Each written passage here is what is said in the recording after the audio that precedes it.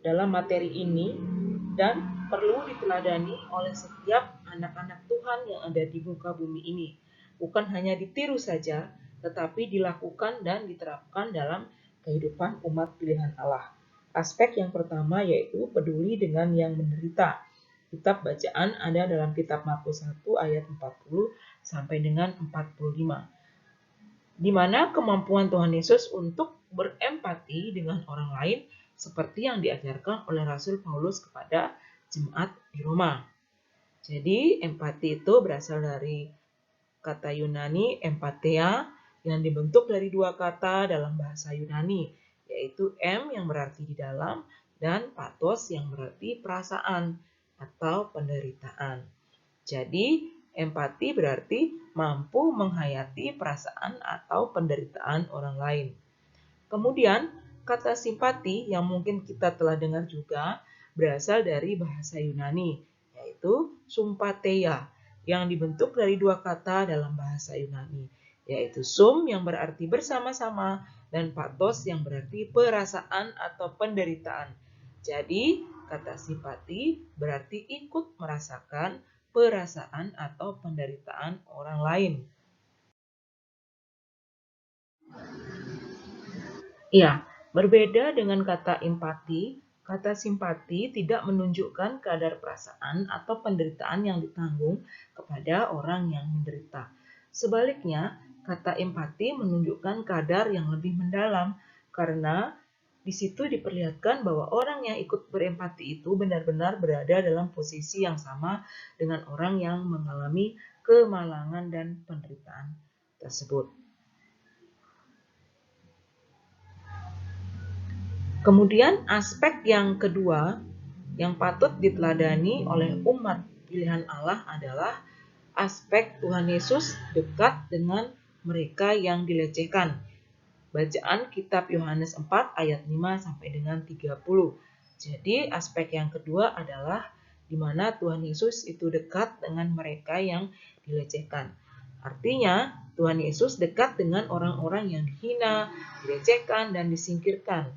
Dalam bagian ini diambil contoh tentang perempuan Samaria yang dijumpai Tuhan Yesus di sumur Yakub di kota Sikar. Perempuan ini mempunyai masalah dengan pernikahannya.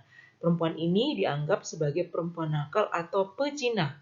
Orang Samaria memiliki agama yang mirip dengan orang Yahudi. Hanya bedanya pusat peribadatan mereka bukan di Yerusalem, melainkan di Bukit Gerizim. Mereka pun mengenal 5 kitab pertama dalam Perjanjian Lama, yaitu Kitab Kejadian, Keluaran, Imamat, Bilangan, dan Ulangan. Sebagai kitab suci mereka, sementara kitab-kitab yang lain tidak mereka kenal. Jadi Tuhan Yesus itu sangat dekat dengan orang-orang yang dihina, dilecehkan, dan disingkirkan. Nah, dalam materi ini diambillah seorang perempuan Samaria yang menjadi contoh yang dijumpai Tuhan Yesus di sumur Yakub di kota Sikar, di mana perempuan tersebut mempunyai banyak masalah tentang pernikahannya. Karena apa? Karena perempuan ini dianggap sebagai perempuan nakal atau pezina. Ya, orang Samaria memiliki agama yang mirip dengan orang Yahudi. Jadi orang Samaria itu memiliki agama yang mirip dengan orang Yahudi. Yang bedanya pusat peribadatan mereka bukan di Yerusalem melainkan di Bukit Gerizim. Kemudian kitab yang mereka kenal hanya 5 dalam Perjanjian Lama. Ya, Kejadian, Keluaran, Imamat, Bilangan, dan Ulangan sebagai kitab suci mereka. Tetapi mereka tidak mengenal kitab-kitab yang lainnya. Orang Yahudi sangat membenci orang Samaria karena orang Samaria dianggap adalah orang-orang yang najis oleh orang Yahudi.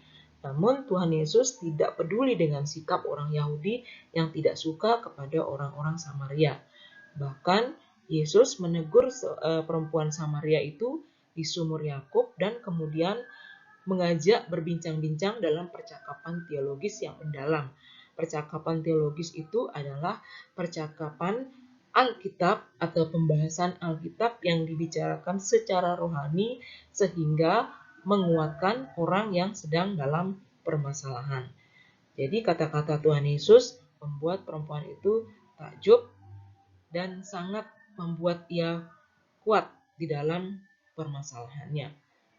Dari seorang yang terbuang karena situasinya, perempuan ini telah menjadi penginjil yang memperkenalkan orang banyak kepada Tuhan Yesus.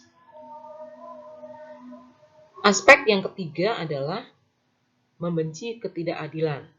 Dalam kitab Matius 21 ayat 12 sampai dengan yang ke-13, di mana pada hari Paskah Yesus pergi ke bait suci di Yerusalem. Dan di sana ia sangat terkejut karena apa? Ia menyaksikan pemandangan yang sungguh tidak layak lagi di dalam sebuah bait suci. Karena Yesus melihat ada banyak pedagang binatang kurban dan penukar uang di sana. Jadi situasi bait suci itu seperti layaknya sebuah pasar yang digunakan sebagai jual beli binatang kurban dan penukar uang.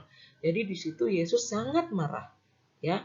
Jadi hal-hal inilah yang membuat Yesus marah dan murka, bagaimana ia menyaksikan bahwa bait suci itu digunakan sebagai hal-hal yang tidak layak. Sementara bait suci adalah tempat memuja dan memuliakan Tuhan Yesus, bersekutu bersama orang-orang seiman. Aspek yang keempat adalah membenci kemunafikan. Ada dalam kitab Matius 7 ayat yang ketiga sampai dengan yang kelima.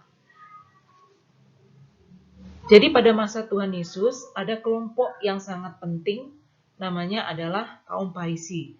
Di mana kaum Farisi itu meyakini bahwa ketaatan kepada peraturan-peraturan keagamaan sangatlah penting. Banyak dari orang Yahudi pada waktu itu yang yakin benar bahwa ketidaktaatan dan pelanggaran Taurat telah menyebabkan nenek moyang mereka dibuang ke Babel oleh Allah. Karena itulah mereka berusaha taat kepada Taurat. Orang-orang Farisi malah suka mengamat-amati orang-orang yang melanggar hukum Taurat untuk menegur mereka.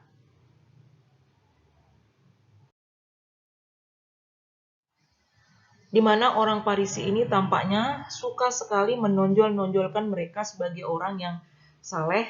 Karena itu mereka suka berdoa di tikungan-tikungan jalan. Supaya kenapa? Supaya orang memuji kesalehan mereka. Jadi selain itu mereka juga suka sekali memamerkan kepada orang lain bahwa mereka sedang berpuasa. Mengapa? Sekali lagi supaya orang memuji kesalehan mereka. Namun, Tuhan Yesus menganggap orang-orang Farisi itu munafik.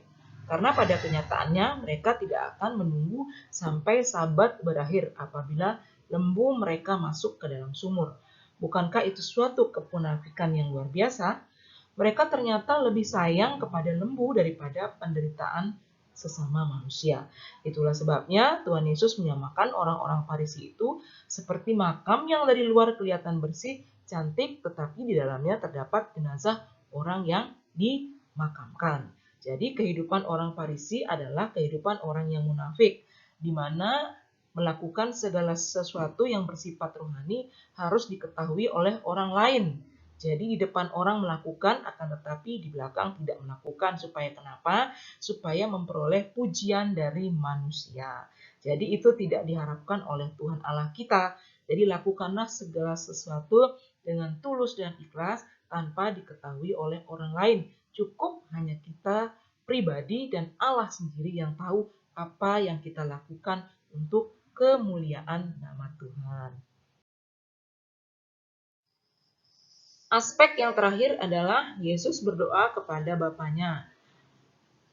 Bacaan Alkitab Lukas 22, 39 sampai dengan 43. Jadi sisi terakhir yang diangkat dari kehidupan Yesus adalah hubungannya yang akrab dengan Bapanya yang di surga. Tuhan Yesus selalu menyisihkan waktu khusus untuk berdoa kepada Bapanya. Dalam kitab Markus 1 ayat 35 dikatakan bahwa pagi-pagi sekali Tuhan Yesus sudah berdoa ketika ia menghadapi pencobaan dan maut. Tuhan Yesus pun berdoa. Pencobaan dan maut yang mana yang ia hadapi pada waktu itu adalah detik-detik kematiannya di kayu salib. Secara manusia, ya memang ada rasa takut, akan tetapi karena itu adalah satu pengorbanan yang harus dilakukan sesuai dengan perintah dan kehendak Allah, maka ia pun melakukannya dengan hati yang tulus supaya umat manusia tidak melakukan dosa lagi. Jadi di sini Tuhan mengajarkan agar kita tetap membangun hubungan yang intim dengan Tuhan, bukan sewaktu-waktu kita butuh dengan Tuhan, akan tetapi setiap saat. Supaya kenapa? Supaya kita terus dibimbing sepanjang perjalanan kita oleh kuasa-Nya yang Maha Kudus.